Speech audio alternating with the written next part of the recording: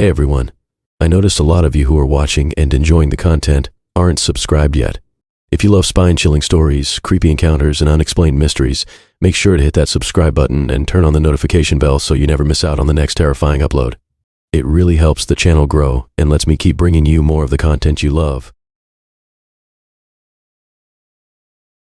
I still remember staring at my phone that night, mindlessly swiping through Tinder profiles while Netflix played in the background. That's when I saw him, Marcus. Something about his profile made me pause. Maybe it was his green eyes or the way he smiled in his hiking photos. Whatever it was, I swiped right, and we matched instantly. Looking back now, everything started normally enough. We chatted about basic stuff, our jobs, favorite movies, and what brought us to Atlanta. He worked in tech, loved the outdoors, and had moved here from Oregon 3 years ago. Our conversations flowed easily, and after a week of messaging, we agreed to meet at Cascade Coffee downtown. I spent more time than usual getting ready that morning. It was just coffee, but something told me this date might be different. I picked my favorite sweater and tried to look casual but put together. The coffee shop was busy when I arrived, full of the usual Saturday morning crowd. I spotted Marcus immediately. He looked even better than his photos, sitting by the window with 2 coffee cups already on the table. But the moment he saw me, something changed in his expression. His face went pale and his eyes widened like he'd seen a ghost. At first, I thought maybe I had something on my face or hair. The first 15 minutes were awkward but normal-ish. We talked about work and the weather, but he kept staring at me in this intense way that made me uncomfortable. He barely touched his coffee, just kept looking at me like he was trying to memorize my face. Then he started asking weird questions about my childhood, where I grew up, if I was adopted, if I had any siblings. When I mentioned being an only child, his hands started shaking. He pulled out his phone and started scrolling frantically through his photos. That's when everything went sideways. He showed me a photo of a little girl with long brown hair and green eyes, wearing a purple birthday dress. I felt my stomach drop. The girl looked exactly like my childhood photos. Marcus started telling me about his twin sister, Kate, how she disappeared from their backyard in Oregon 15 years ago when they were both 8. The police never found any leads. His voice got more intense as he showed me photo after photo. Kate at the beach, Kate at Christmas, Kate riding her first bike. Each photo made me feel sicker because the girl looked exactly like me at that age. I tried explaining that I grew up in Florida, that I had photos and memories and a whole life there, but then he mentioned my birthmark. He described the heart-shaped mark on my left shoulder, hidden under my sweater, a mark that wasn't in any of my social media photos. He said Kate had the identical mark in the same spot. My hands were trembling so badly I knocked over my coffee.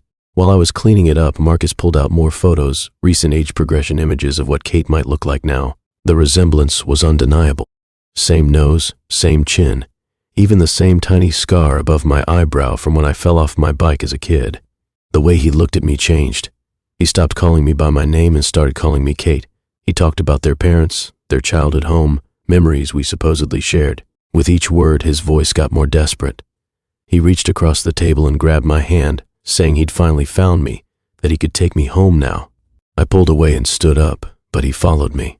He kept talking about how I must have blocked out the trauma, how sometimes memories get replaced with false ones.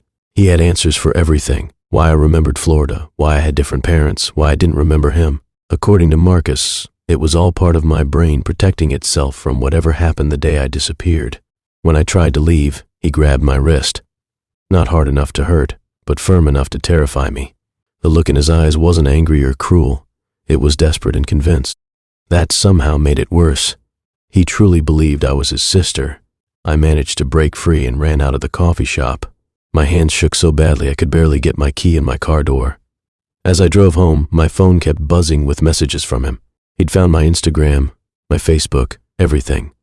He sent more photos of Kate, more memories, more proof. That night, I couldn't sleep. I kept looking at the photos he'd sent. The resemblance was impossible to ignore. I Googled Kate's disappearance. It was real. She vanished from Portland, Oregon in 2008. No body was ever found. No suspects were ever named. The case went cold. The messages didn't stop. He made new accounts every time I blocked him. He found my work email, my LinkedIn, even my old MySpace page. Each message was more desperate than the last. He shared details about my appearance that weren't public, a small mole behind my ear, the way my eyes changed color in certain lights. After he showed up at my workplace, I knew I had to disappear myself. I changed my number, deleted all social media, and moved to a different part of the city. I haven't heard from him in weeks now, but I still check over my shoulder everywhere I go. Sometimes, late at night, I stare at those photos of Kate. I know who I am. I have memories, photos, school records, but the resemblance haunts me. We could be the same person. The birthmark, the scar, every tiny detail matches. I've started questioning things I never thought I would. Why don't I remember anything before age 9? Why do I have such a strong fear of backyards? Why does my heart race every time I hear the name Kate? I don't know if I'll ever get answers. All I know is that somewhere out there, Marcus is still looking for his sister. I never thought a simple coffee date would turn my life into a nightmare. What started as an ordinary Tinder match became the most terrifying experience of my life, and it all began with just letting someone hold my phone for a minute. I'd matched with Alex during a boring weekend while scrolling through Tinder. His profile stood out. He had this genuine smile in all his photos, and his bio was clever without trying too hard. He was a software engineer who had recently moved to the city, loved hiking, and had the cutest German shepherd.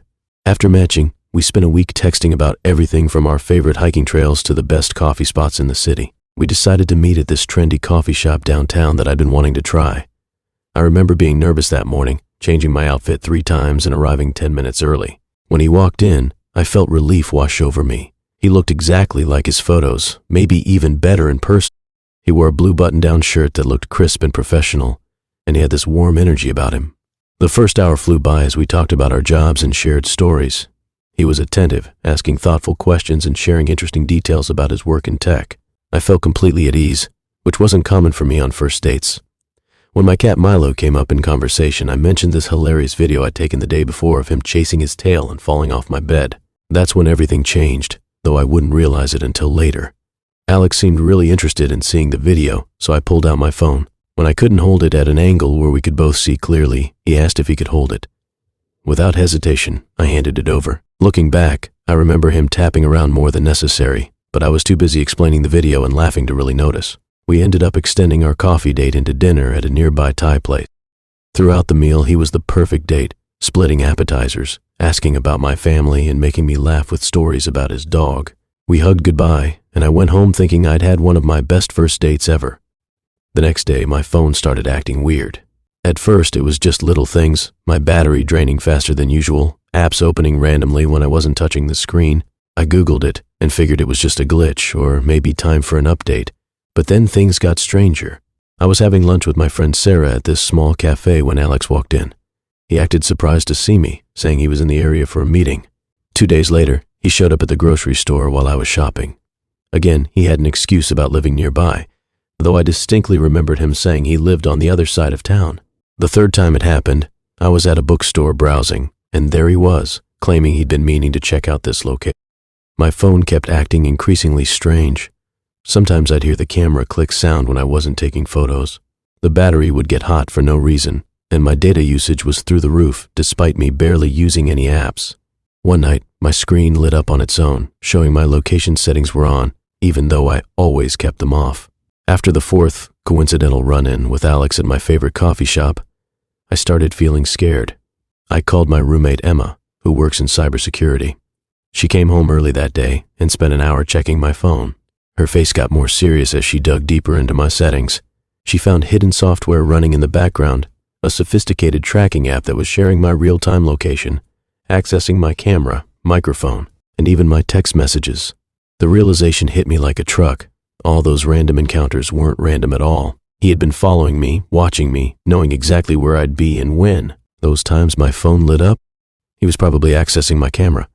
The hot battery, constant tracking and data transmission. Every strange thing my phone had done suddenly made terrifying sense. I spent that night at Emma's boyfriend's place while she helped me document everything. We took screenshots of the hidden software, tracked its installation time, which matched exactly when Alex had held my phone, and gathered all the coincidental meeting locations and times.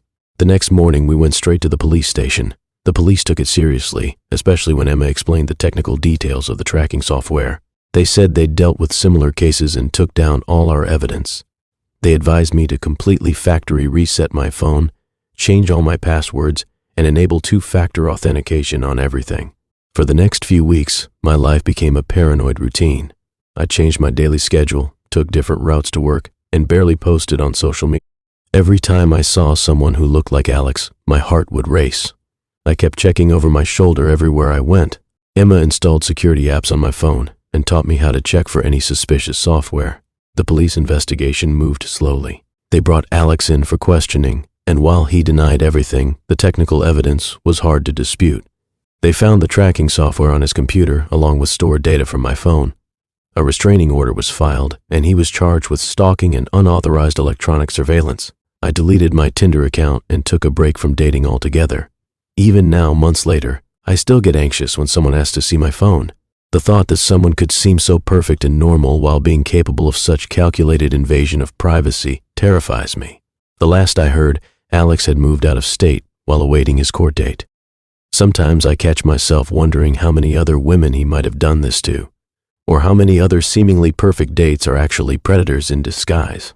It's been 3 months since everything happened, and while the immediate fear has faded, I don't think I'll ever feel quite as safe as I did before. What started as a simple coffee date turned into a complete violation of my privacy and sense of security. I need to write this down while it's still fresh in my mind. Last night was supposed to be a regular Tinder date, but what happened still has me questioning everything. I've been staring at my phone for hours, trying to make sense of it all. It started like any other match. Violet and I connected on Tinder last week. She had this genuine vibe that stood out. You know how most profiles feel copy-pasted? Hers wasn't like that. We both worked in marketing, loved indie music, and spent way too much time watching true crime documentaries. After a week of really good conversations, she suggested I come over to her place in Lincoln Park. I remember getting ready, spending too much time picking out a shirt and checking the weather. It was one of those crisp October nights in Chicago where you can't decide if you need a jacket or not. I grabbed a light one just in case and called an Uber around 7:45 p.m. The whole ride there, I was looking through our messages, double-checking the address and reading our previous conversations. The Uber dropped me off around 8:15 p.m. That's when everything started feeling off. The address led to what looked like an abandoned construction site, not just an empty lot. There was this half-demolished building with boards on the windows and chain-link fencing wrapped around parts of it, paint peeling, bricks exposed. The whole scene felt wrong. Violet had sent photos of her apartment earlier, a modern building with a doorman and clean lines. This place looked like it hadn't seen life in years. I checked the address again, thinking I must have gotten it wrong. Nope, 2347 North Lincoln Park West. I even pulled up Google Maps and stood right on the pin. This was definitely the place she'd sent, but it looked nothing like her photos. The street felt unusually quiet for Lincoln Park. Usually this area would be buzzing with people heading to restaurants or bars, but it was empty. I decided to call her. The phone rang 3 times before she picked up. Her voice sounded strange, like she was talking through water or static. She kept insisting she was inside, waiting in apartment 3B. I looked up at the building again. The windows on what would have been the 3rd floor were completely dark, some broken, others covered with plywood. Walking around the building, I noticed more weird details. There were old construction permits dated 2015 stuck to one of the fencing posts. Weeds were growing through cracks in the foundation. The side door was chained shut with a padlock that looked ancient and rusted. The back of the building was even worse. A partially collapsed wall revealed empty rooms filled with debris. My phone kept going in and out of service, which was strange for downtown Chicago. The street lights around the building seemed to be flickering more than normal. I decided this wasn't worth it and started walking back toward Halsted Street to get another Uber. That's when my phone buzzed. The message from Violet made me stop in my tracks. "You're standing where my house used to be. Don't leave. I'm almost there." I spun around, looking in every direction, but the street was completely empty. My phone started acting weird, the screen glitching with random symbols and letters. As I stood there, more messages started coming through. Each one made less sense than the last. She sent photos of the building, but they looked old, like they were taken years ago. In them, the building was pristine, exactly like the pictures she'd originally sent, but they had this strange quality to them, almost like they were underwater. My phone's battery, which had been at 89% when I arrived, suddenly dropped to 15%. The screen kept flashing, showing fragments of our earlier conversations mixed with strings of random numbers. The temperature seemed to drop about 10 degrees in seconds. I started walking faster toward Halsted, then broke into a run when I heard what sounded like footsteps behind me. Every time I looked back, there was nothing there, just the empty street and that decrepit building looming in the darkness. The street lights kept flickering, creating weird shadows that seemed to move on their own. When I finally made it to Halsted, my phone had completely died. I ran into a convenience store and used their phone to call another Uber. While waiting, I tried to calm down and make sense of what had happened. The store clerk must have noticed something was wrong because he kept asking if I needed help. The ride home was a blur. I kept checking my dead phone, willing it to turn back on. When I finally got home and plugged it in, everything from Violet was gone. Her Tinder profile, our messages, the photos, all of it had disappeared. Even the calls didn't show up in my history. The next morning, I started searching online for information about that address. I found an article from 2015 about a fire that had destroyed an apartment building at that exact. The photos in the article matched the building from Violet's profile pictures perfectly. According to the article, the building was condemned after the fire and never rebuilt. That was 3 days ago. My phone still acts up sometimes, especially at night. The screen will flash randomly and I'll get these weird glitches in my text messages. Last night, I received one final message from an unknown number, just the address and 2 words, still waiting. I ignored it, and since that day, no more messages. I'm slowly starting to get it out my mind, but my heart jumps whenever I hear my phone buzz. I'm still trying to make sense of what happened to me last month. Every time I pass by that coffee shop downtown, my heart starts racing, and I have to take a different route. It's crazy how one Tinder match changed everything. It was a regular Tuesday evening, and I was mindlessly swiping through Tinder while eating leftover Chinese food. That's when Lily's profile popped up. She had these genuine-looking photos, one of her hiking at Red Rock Canyon, another at Lake Mead with a sunset backdrop, and a cute picture with her orange tabby cat. Her bio was simple: dental assistant, coffee addict, hiking enthusiast, 27. When we matched, she messaged first within seconds. That should have been my first clue. Who responds that fast? We chatted about local restaurants, and she seemed particularly interested in this Italian place I mentioned. She asked if I'd ever been there on specific dates, which I thought was odd, but I brushed it off. The conversation moved quickly, and before I knew it, she suggested meeting at Bean There Coffee House downtown. I usually wait a few days before meeting matches, but she was convincing. She said she felt like she knew me already, and something about her messages made me agree. I got to the coffee shop around 7 p.m. She was already there, sitting at a corner table far from the entrance. She looked like her photos, but her energy was different. Her smile seemed rehearsed, and her eyes were intense, studying every move I made as I walked over. Things started normally enough. We ordered coffee, and she asked about my job. But then she started getting weird. She mentioned how I looked exactly like someone she used to know. At first, I thought it was just a casual observation, but she kept bringing it up, comparing specific features of my face to this person. The questions got more precise and unsettling. She wanted to know where I was on specific dates in 2020. Did I ever drive a blue Honda Civic? Had I ever lived in Henderson? Did I know someone named Mark Stevens? With each question, her voice got more aggressive, her eyes more focused. I tried changing the subject, but she kept steering it back.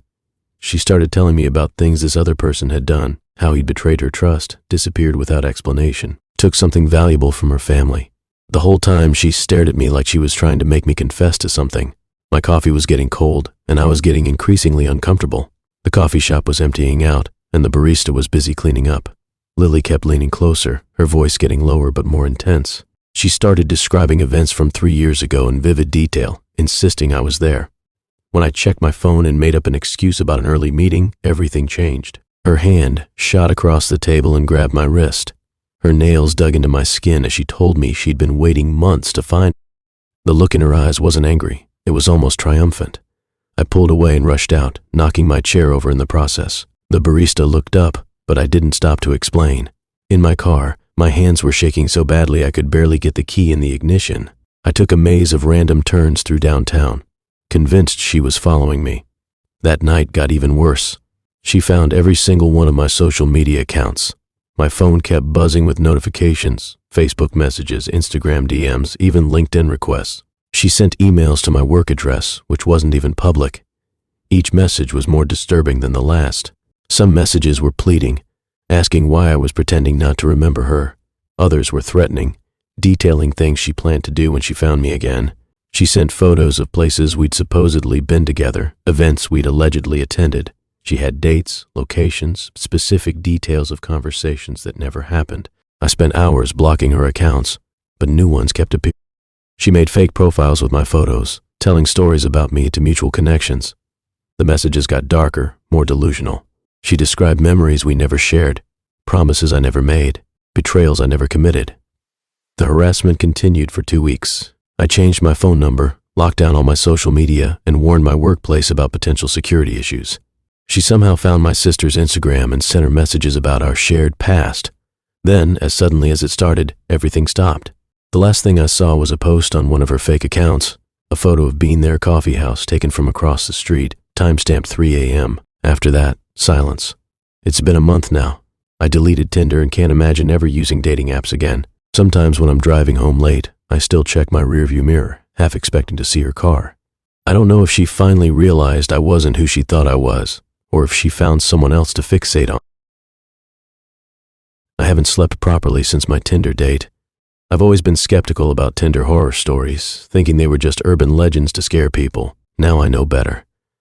It was around midnight, and I was in my usual position, lying in bed, one arm behind my head, mindlessly swiping through Tinder profiles. I'd just gotten home from a long shift at work and couldn't sleep. The profiles were the usual mix: gym selfies, group photos where you can't tell who's who, and the occasional fish pic. That's when this weird profile popped up. At first, I thought my screen was glitchy. The profile had just one photo, and it was incredibly blurry, like it was taken while running. I could make out what looked like trees in the background and a dark figure. No bio, no age, nothing else. Just that one unsettling photo.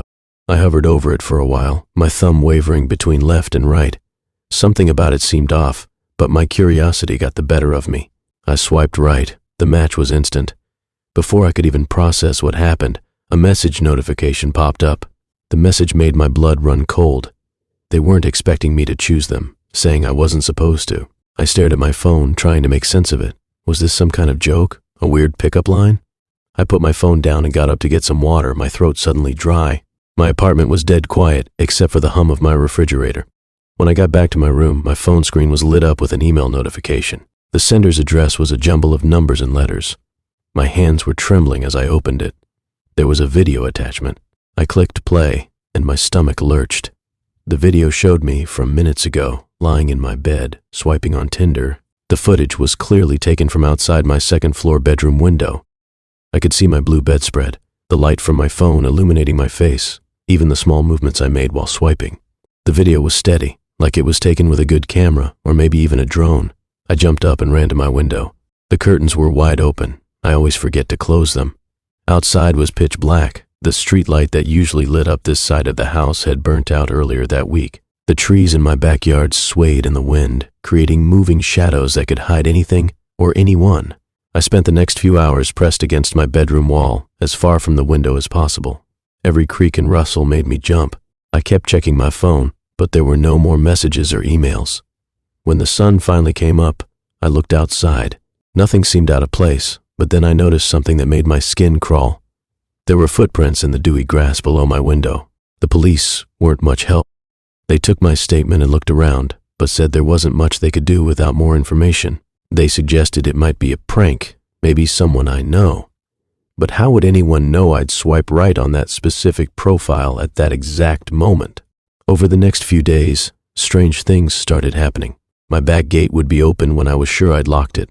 I'd hear twigs snapping outside my window at night. Once I came home to find my garden chairs rearranged, facing my bedroom window. I installed security cameras and motion sensor lights, but they haven't caught anything unusual yet. I've moved my bed to the other side of the room and kept my curtains permanently closed. I deleted my Tinder account immediately, but I can't shake the feeling that the damage is already done. Someone out there has my information, knows where I live, and has been watching me. The blurry profile photo keeps haunting me. Looking back, I realized the trees in that photo looked familiar. They were the same ones in my backyard. Had they been watching me even before that night? How long had this been planned? It's been a week now. The emails and messages have stopped, but the feeling of being watched hasn't. Last night I heard something that sounded like a camera shutter outside my window. When I checked the security footage this morning, there was nothing there. The video is still in my email. I've thought about deleting it, but it's the only proof I have that this actually happened. Sometimes I watch it again, trying to understand why I was chosen. What made me special enough to be targeted? But all I see is myself, completely unaware of what that one swipe would lead to. I'm writing this from my friend's house. I can't stay in my apartment anymore, not after finding a USB drive on my doorstep this morning. It contained more videos of me, all taken through various windows of my house, dated from even before that night on Tinder. I don't know what they want or when they'll stop.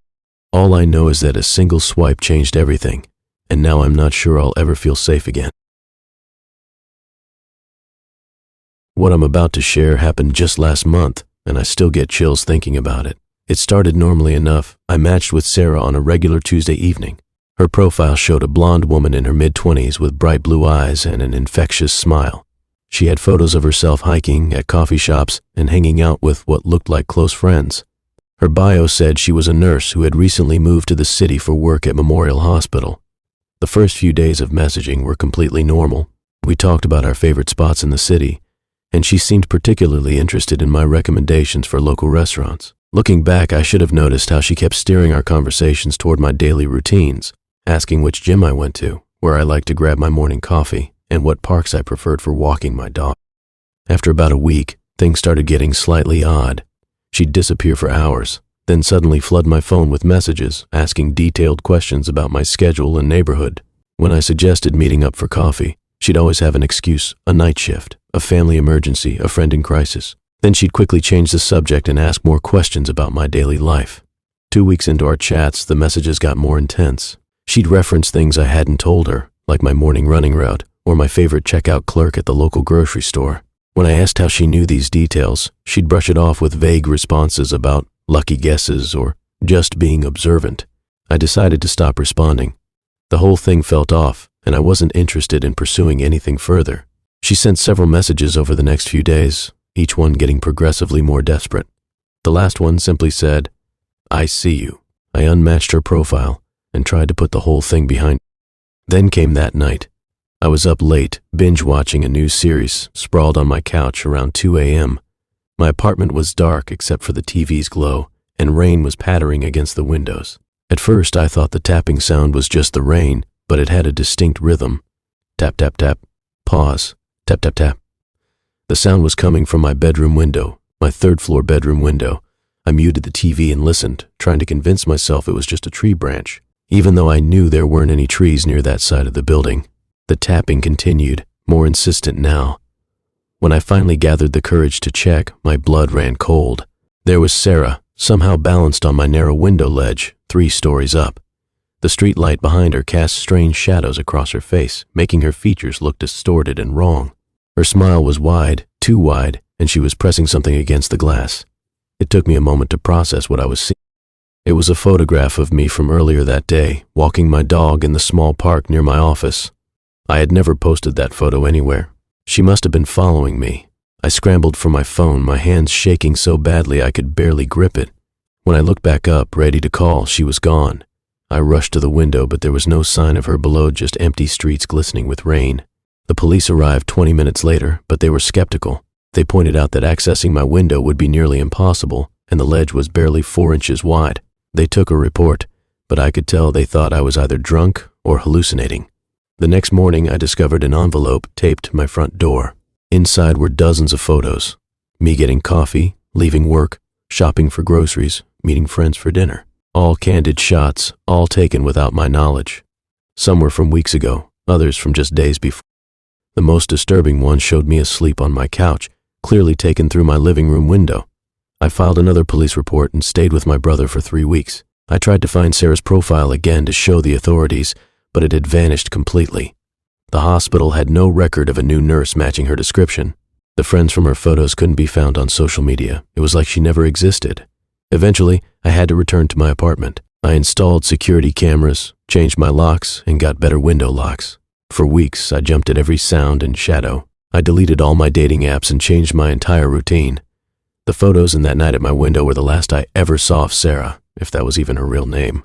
Sometimes I think I catch glimpses of blonde hair in crowds or see someone watching me from across the street, but I can never be sure. I still have the envelope of photos locked away in my desk drawer. Sometimes I take them out, just to remind myself that it really happened. The police never found her. I never learned who she really was or how she found me. All I know is that somewhere out there she might be watching someone else now, collecting their photos, learning their routines, waiting for the right moment to appear at their window. You know those dating horror stories you read online?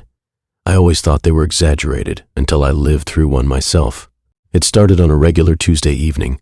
I was scrolling through Tinder while eating takeout, not expecting much, when I came across Sophie's profile. Her photos caught my attention immediately, not because they were overly glamorous, but because they felt genuine. She had this infectious smile in every picture, whether she was hiking with friends or hugging her cat.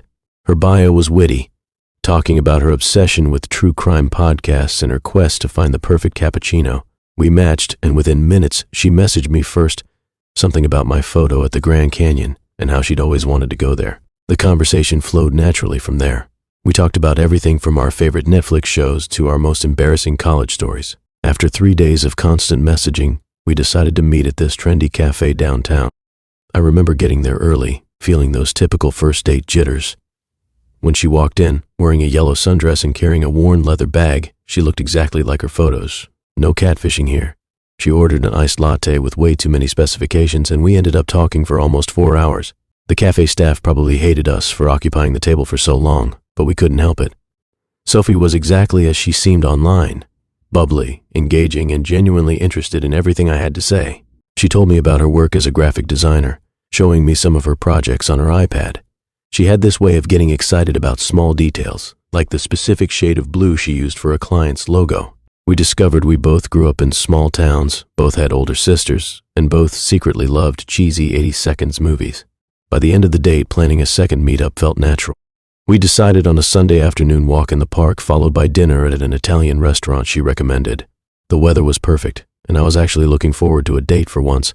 But when I saw her that day, something felt off immediately. She was standing by the park entrance, wearing all black despite the heat.